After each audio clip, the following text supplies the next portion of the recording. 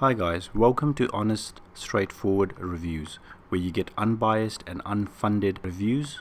Hi guys, today I'm bringing you the unboxing of the Beats Studio 3 Wireless Skyline collection in the Midnight Black.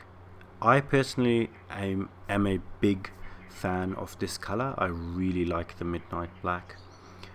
Now, first of all, the box is exactly the same as every other Beats Studio, except for the Decade Edition, which was a little bit different with the insides.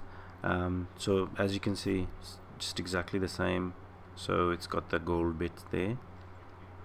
Opening it up, inside is the same as well, as in there's no different coloring like with the red in the Decade Edition, and the case is the same as well, and it doesn't really differ in that sense.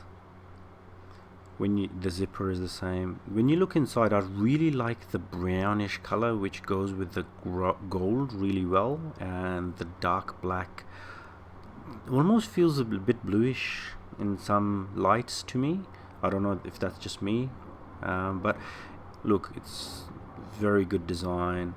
I really liked it, especially the gold that goes with it.